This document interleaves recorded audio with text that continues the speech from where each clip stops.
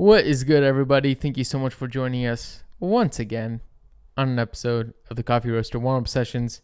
63 episodes deep. Thank you so much for joining us. All these episodes in, just talking about coffee, life, business, all the good stuff. And today we're just going to dive into a little bit about, some of the changes that we've seen, not only in the coffee industry, but also in our business model, but also in our personal lives. Because I think change, as we know it, is inevitable. Over the last couple of years, we've seen a lot of change in the world in the grand scheme of things. And I think it's something I was just thinking about, I think it was earlier this week, where it's just it's so fascinating that life, you're going through life, everything's perfect, and it almost gets kind of weird when things are running too smooth, and you're like, oh man, what's about to happen? And then, everything just comes crumbling down. You're at your low, life sucks. This is horrible. But then, that's probably not going to stay there. Yeah. And all of a sudden life gets better, it gets better, it gets better. And then all of a sudden you're like, all right, things are working out. And then you're like, okay, wait, why is this working out? And why is this good for so long? I don't know. I feel like that's just a very, in business and life, that's a classic timeline of things. I don't know. 100%. But I also don't think that that's something bad. No, I don't think it's bad too. I remember when I was working for the nonprofit, I had these moments when we would get these massive donations, ton of money came in, and there would be almost this anxiety of wait, is this for real? Or what if I do something wrong with this money? This fear of what if what we want to accomplish with this money doesn't actually get done? There's this fear of having that abundance. Yeah. And it, honestly, for me, just my adult life, there's more fear around the abundance than actually the comfort of not having enough. And that's probably my personal issues I need to tackle. But still, you know what I mean? There's it's almost when you have this abundance, when there's so much going on, you are responsible to make the right choice with it. And that can be kind of scary. And, on that same note, but without getting too far into it, change in those circumstances, in that transitioning period, change is actually probably the only way that you can get to where you want to be. For sure. If you keep doing what you're doing right now, you're probably not going to get to where you want to be. Mm-hmm. And for you to get there, you're going to have to change about a lot of the things that you're doing right now to be able to achieve some of the bigger things that you're planning, whether that's in your business, whether that's in your, barista career, your roasting career, your, whether you own a coffee roasting company, you're listening to this, or whatever, maybe you're studying in school or whatever that is. Really, you have to change certain things over some period of time to get a different result than what you're getting right now. Yeah. And that's not to say that, sometimes you find what works and you just keep going at it. Mm-hmm. I think that's really good. But at the end of the day, there has to be some kind of changes to be able to yield a different result. Yeah. And so it's not all bad. But anyways, before we, get on there, let's pour some drip coffee as always. Let's give this a taste. That being said, I'll wait on that for a second. But Serge, why the heck are you drinking out of a coffee milk steaming pitcher? It just feels fun. You're gonna scorch your lips and your palate. Oh, I forgot. This reminds me of one of those camping mugs. The hot metal camping mugs that I don't know. What yeah. You had one. Yeah. But they're not that. They're not. That's horrible. That's gonna scorch you. That's steaming. It's a bad idea. It's piping.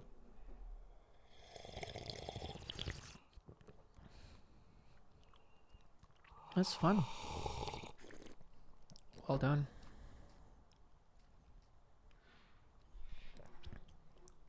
This is nice. What do you think? It's nice? Yeah.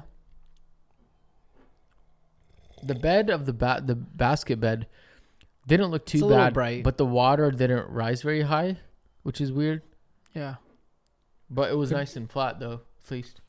I mean, you did give it the wiggle.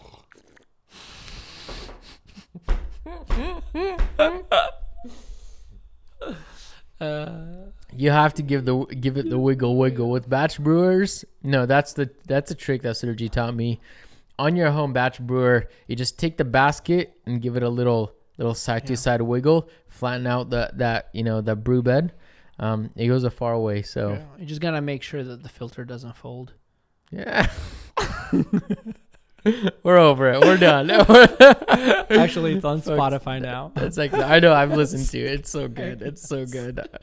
Hopefully some of you guys have caught on to that TikTok trend. The song is just like echoing in my brain. You can't get it out. It's just so good as well. Yeah. The original video, it's like an older guy with glasses. He's like, and then the person that's interviewing. Yeah. Have you ever rapped before? I have. Can we hear some of the raps? That's not even the original song. I think somebody layered a beat over it. Yeah, the beat. Yeah, it's so excellent. It was like a beautiful artistic collaboration, I think. It's funny how things go viral like that, but that's another podcast, right? Virality. Indeed. It's not bad. Other than the fact that maybe this is like 2 days off of roast. That may be probably the thing that would... Oh, this is the fresh one. Dang. It would probably actually taste better. But other than that, it's not actually horrible. This is actually a pretty decent grind size, even though it was draining so fast through that basket. But that's actually not bad. It up just a bit. The grind size, that is. Make it a little finer. Yeah. But it's the mouthfeel. I don't know if it's because you opened up the carafe and let it cool a little bit. Mm-hmm. And maybe because I'm drinking out of a pitcher and it becomes hot on its own. So it cools down the beverage. But it's like soft. Do you feel that? The texture is like super soft. I like that a lot. Mm-hmm. But it coats your mouth so slightly nicely. Juicy, velvety, soft. It's velvety, it's soft. Yeah. It's nice. I like it a lot. With some pleasant complexity. Mm-hmm.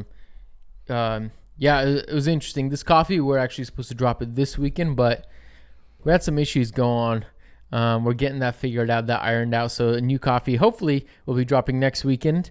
But yeah, a few people, have tried this coffee. Some of our friends in the coffee industry, some friends that are actually serving it behind the bar, and have said, "Wow, it's sweet, and it's jammy, and we like it." Yeah. Like that was Tim's word. Tim was like, "Dude, it's actually like jammy. Like we're getting a lot of strawberry off of it." And I'm like, "Well, Tim said that?" Yeah, I was like, I thought I was wild. I was getting like cooked strawberries. I told Tim, I'm like, I was fighting Sergi. I don't know if I would put strawberry, but I did go with apricot jam. And then Alana walked by and she's like, "Yeah, it tastes like preserves."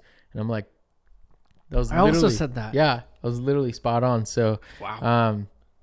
And then Nathaniel, at Narrative was like, "Dude, this is just sweet." So it's got like that jammy, sweet flavor. It's just like a good solid coffee. Mm-hmm. I think actually this coffee, I've been brewing it on espresso in my caps, and it's one of those coffees that is like, it just holds itself so heavy together that it just, when you put it in with like in a cap on espresso or in a cortado or as a shot or whatever it is, it just holds itself so well. It's like I don't even know how to explain it, but it kind of reminds me of like what I enjoy in a Guatemalan as well. Yeah. But not really. But anyways, I don't know. I mean, I want to say this coffee is like related in flavor to the Guatemalan. No, I definitely know what you mean. Yeah. Like our Jorge Mendez, when that coffee drops, it's so like big, not in a sense of like these amazing like stupid like natural-esque flavors, and I'm using stupid in a good term, not like that big, but just like heavy and sweet.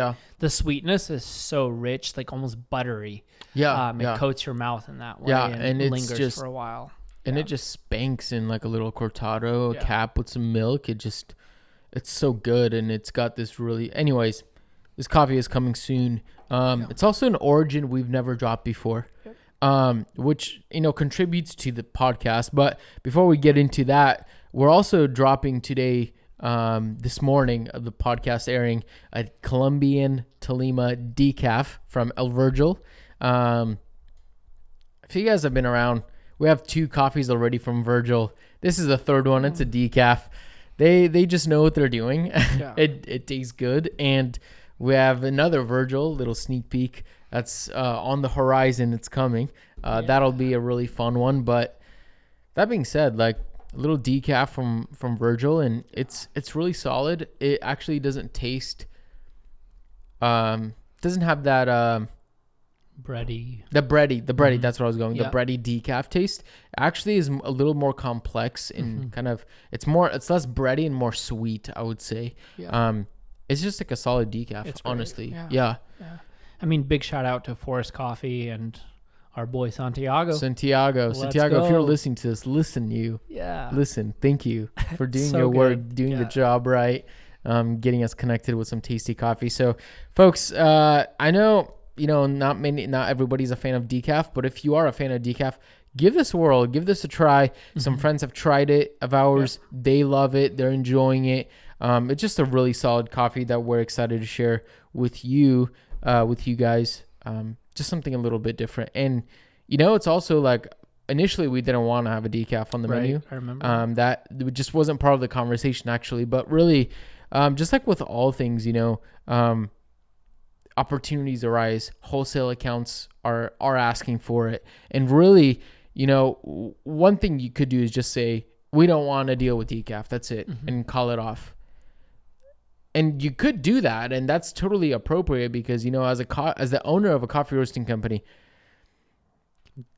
who's to tell who's to say you need to have a Kenyan on the menu, other than yourself, However, for us, that was like, cool. This is actually an opportunity. Maybe we need to discover and find a really tasty, decaf. How can we still serve coffees that we're happy to serve and proud to serve, even if they're just not quite what we jive with? Like, I don't drink very much decaf. I don't think you drink very much decaf, but it was an opportunity for us to change and to transition and to pivot.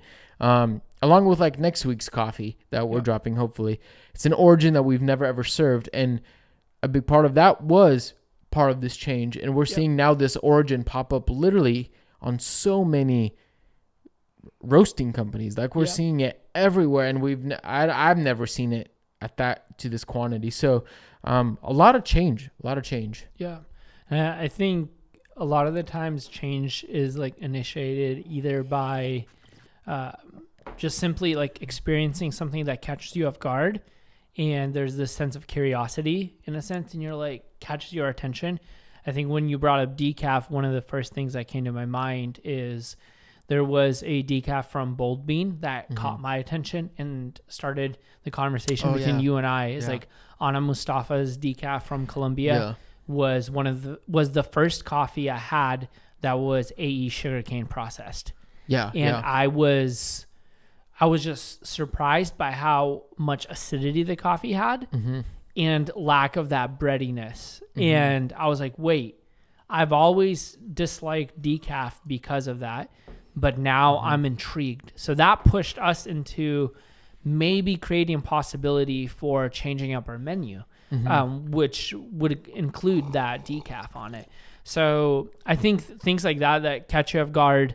You have 2 options. You can see something like that. You can completely reject it and say, you know what? I'm not even going to ask the question of why. I'm just going to push it away, stick it away. Yes, for sure. And forget it. For sure. Or the other option is to experience it, to hold on to that and be like, what's going on here? And ask the why questions behind it and embracing that. And really that's so much easier said than done. Like so much easier said than done. And, but often with those changes, with that curiosity comes a potential opportunity that you might not have seen before. Like the fact that we were able to, pick up a decaf and start serving that to some of our wholesale clients opened up more opportunity for A, we're getting more sales. B, we got to source some coffees that we wouldn't have sourced, and we have a market for that now, which means we can experiment with it. And number 3, it's like we can really also serve the people watching the podcast, the people that have been following along with our journey as a roasting company. And that's just another avenue that we can serve people with. And that's excellent. That's great. Now, was that all easy? Of course not. You know, you have your fears and your doubts of like, what happens if you get a decaf and it doesn't sell? Well, it's coffee sitting around, you know, like it's kind of a little harder, different to push because not everybody enjoys decaf coffee. You know, it's kind of a niche thing. And one of the big ways also that we've seen this in the industry, and this is going to push some buttons, but I'm just going to still say it because I'm still struggling and challenged with it, but naturals and anaerobic coffees. Like when I first got into the industry, just as a hobby, you know, drinker, I loved naturals. Naturals was like all I wanted. And the first thing that I would look for on a coffee bag is a natural. And if it's not, I don't want it, you know? And,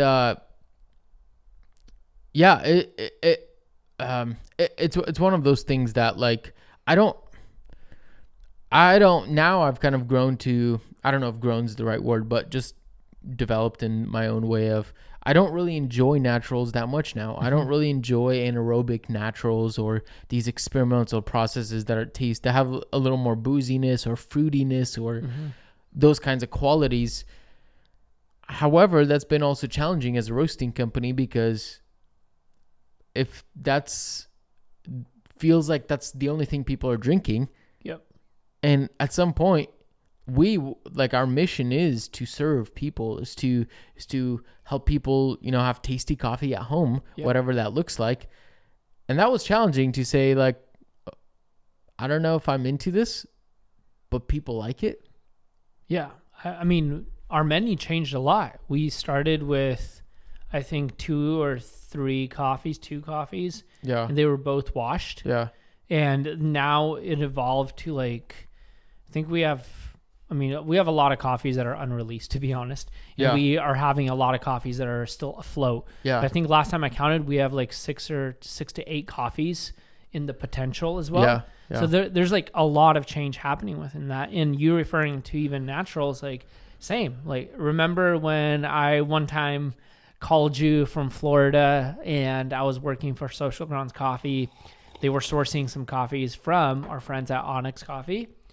And I was a huge fan of El Limonar. That's right. Huge. Like it was an acid bomb. For those of you who know, you guys know. You know, it just was straight up lemon juice. And I was obsessed with that. Like, oh God. And the reason it was because my palate went from like tasting Starbucks. Like I was a committed dark roast kind of guy. Like I buy a lot of like Sumatran coffees, a lot of these heavier dark roasted. I went as far as experimenting with Vienna roast. And if you know anything about that, that's like I don't know. Char. I mean, maybe I'm wrong. You can laugh at me, critique me all you want. I mean, I'm going to clip that and put that on like, Instagram. Do it. Like, don't. Yeah. Oh, man, that's dangerous. But I experienced those coffees and I wanted to love them. I wanted to embrace them. And I still drank my coffee black for the most part. But when I started experiencing like acidity in coffee, that just changed my whole perspective. Like I had no idea what acidity in coffee tasted like until I experienced coffees like El Limonar. And then I was like, oh, there's so much more. So it was like a major pendulum shift of change, right?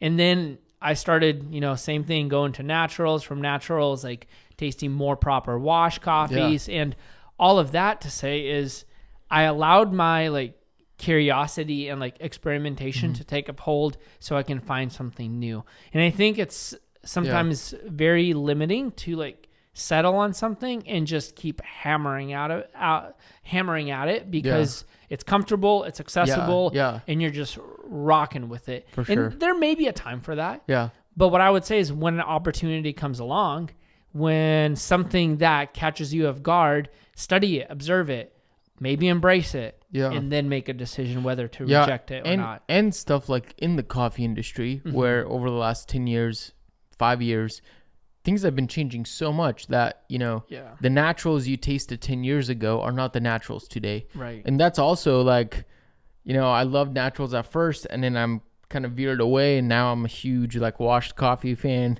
And then now even myself, like sometimes drinking like a natural and I'm like, oh, okay, no, that's actually really different than all the other naturals, and I could actually jive with that. I mean, this coffee right here that we just drank. Right. This coffee, like, I forget that it's a natural. Yeah, me too. Yeah, me too. Right. That's strange. Yeah. And so, sometimes you're like, okay, like maybe, and that's like, you changed once and then now you have to change again about something else. And then this continual process of change. And it's not easy because at some point you have to say, what I was doing doesn't work anymore, or what I thought once is not right. What I believed once is not quite, the most factual or the most solid thing to think or to believe, and that's just straight up challenging, And so for us as a coffee roasting company, also as a business, we've gone through so much of that, literally roaster warm-up sessions over the last 2 years, literally have been challenging, exciting, fun, easygoing, relaxed, tense, like full, like brain full of ideas and thoughts, and really just wrestling with ideas that are challenging and exciting and, piquing your interest. And, if you were to, I wish I documented more, because I would love to have documented some of the thoughts that I thought about going into running a coffee roasting company, but also now 2.5 years, now almost approaching 3 years. Holy cow, that's insane. Yeah. But, like that progression of change, and that came over a long period of time, but it was because, like, it's kind of like, people who like carve stuff out of like wood. Yes. It's like, you don't just take a saw and make one cut and then you see it, but it's literally like chips, little chips that you're like hitting out to later, over hours of work, all of a sudden it's a chipmunk or it's a bear. You know what I mean? And that's what I feel like change has been running a business, is like through, all these things that have been going on in the world as well. It's like little chips of like, oh, you need to change something there, change something there. That's not easy. And, one thing is like, if you want to own a business and you hate change, have your best friend run the business, and then you just work for them and accompany them, that's and so very good advice. It's because really that's what it's been. It's been a lot of change. Yeah. And I mean, you just stirred up so many thoughts. One of the things that it reminds me of is the TikTok trends of those like hyper or lapses or time lapses of carvers or like artists a lot of the times.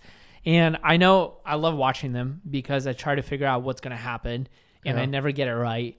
But I'm like studying, and I'm like, wait, that, oh, okay. I see this, see that. Yeah. And then when the final picture shows up, I actually pause and think, wait, why did that artist start with making this shape first, or making this line first? Like, but it's so hard to get into that artist or that person's head because they have a vision. They know what they're going to be like incorporating into this piece.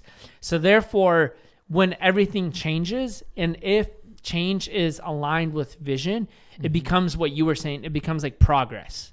You're moving into a direction that you still want to do, but you might not have an exact idea of how it's going to come about. But you have to embrace those changes. Yeah. Because change is not like binary. It's not like black and white. It's not like good versus evil kind of thing. There's so much room, and it flows and it ebbs, and you keep going back and forth. Yeah. And you have to hold on to that. And it's not easy because it sometimes feels very risky. Really? Whether like us choosing coffees, whether it's a farmer choosing to process from washed to natural or natural to washed. Yeah. There's so much risk involved. Yeah. But you have to kind of welcome that. Yeah. And that's, that, I mean, for sure, we're talking in the context of, running a business, but everyday life has so much of that, whether, what career you want, what job you want, where do you want to go to school? What do you want to study? And who do you want to be friends with? And where do you want to go eat? Like you learn all of a sudden, hey, it's probably not a good idea to eat McDonald's every day. So now you have to change. Yeah. And that's not going to be easy. Yeah. Like right now, like I'm like working on like changing a lot of my habits, my day-to-day habits that aren't horrible, but they're just not the best for me, and they're not leading me to where I want to be in the end. And so I have to make the changes now, and they've just been, really exciting, but also you're going up against the grain. Yep. It's kind of a little challenging and uncomfortable. And so, yeah. And I think, I kind of, I'm thinking about like Gary Vee, who is like, all of you people who are making fun of NFTs, he's like, you guys are like your mom 15 years ago, who was like, oh, I'm afraid to put my credit card into the computer. And you're like, what do you mean? Everybody's doing it. You do it, Yeah. and they felt outdated at some point. Well, at some point you're going to be outdated.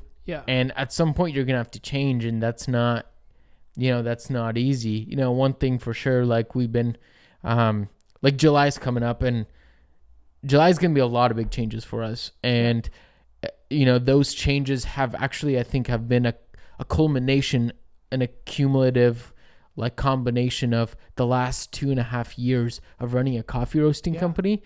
I feel like finally there are some things that are going to come to fruition in July, what we're going to be dropping.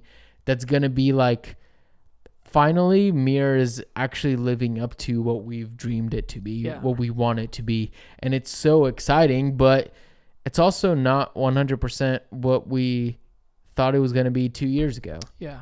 There are some things along the way that people have inspired us, people, brands, art, pop culture has all changed us in some way that is now overflowing into what we're working on to be dropped in July. And that's going to be a lot of change. It's going to be changing how we do business. It's going to be changing the products that we offer. It's going to be changing visually. The entire experience of Mir, almost the entire experience of Mir, is going to change. Yeah. And that's going to be fun change for us and fun change for the people listening to this podcast. Yeah. I think even hearing you say that, the scary thing is, as I was listening, I'm like, oh, wait, is Mir not going to be what it is?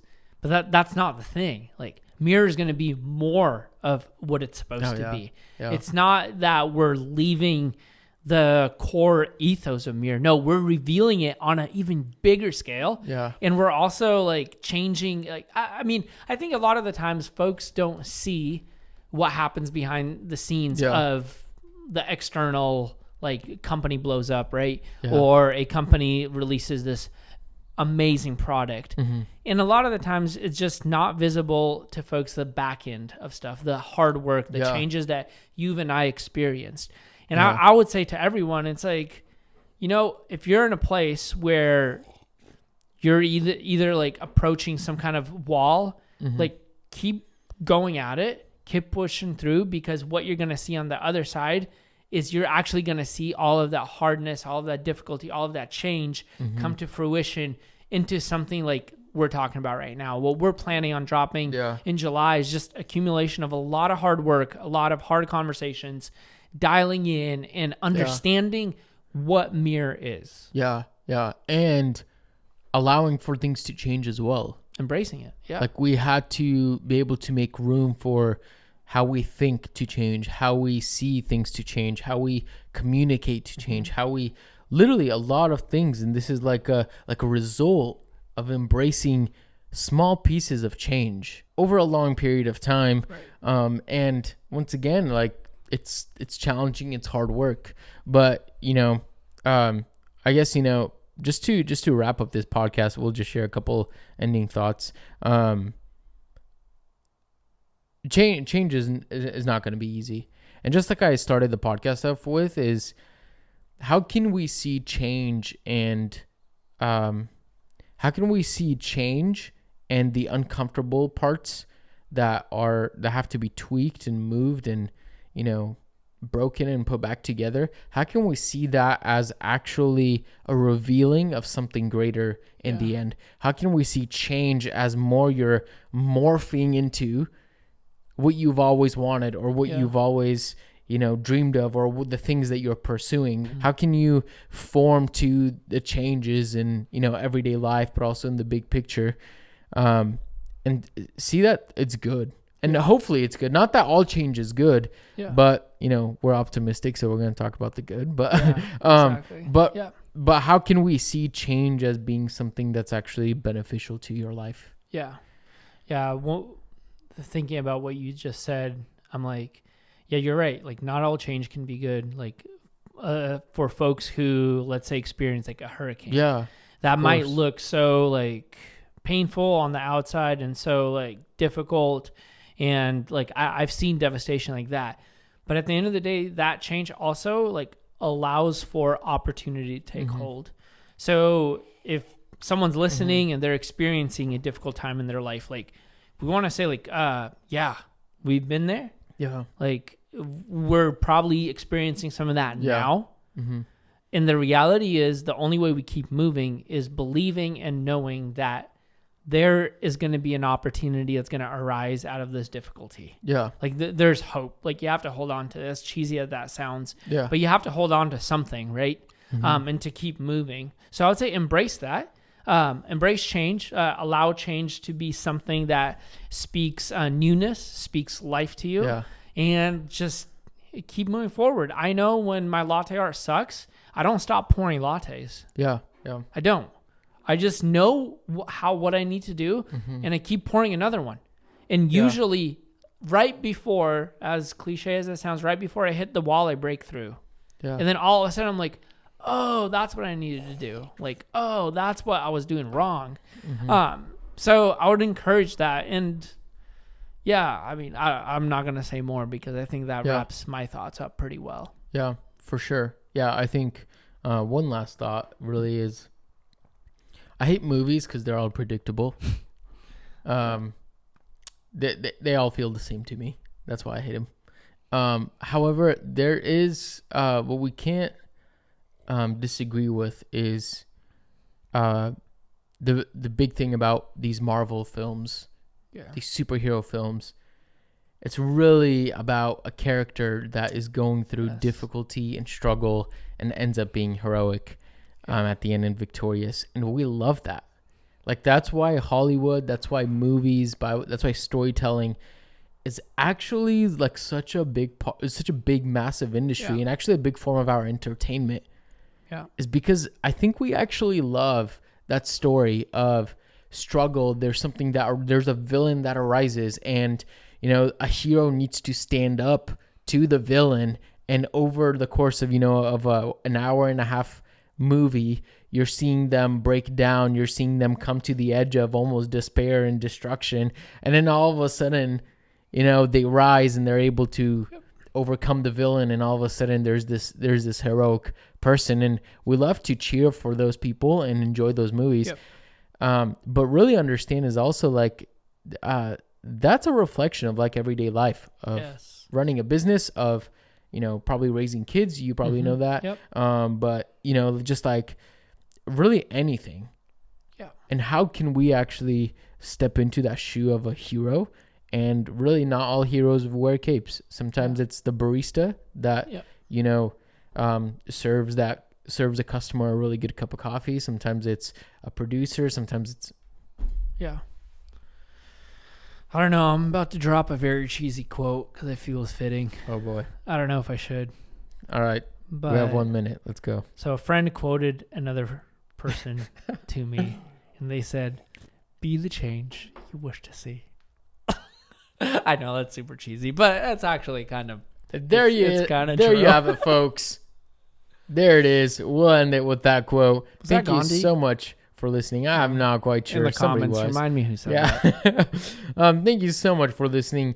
Hit that subscribe button if you're on YouTube. Leave a couple stars if you like this podcast on Apple, Spotify, whatever it is. And also, keep an eye out for that decaf that is officially dropped. Fresh, new, tasty coffees are on the way, friends. And one last thing, don't forget, reflect what's good.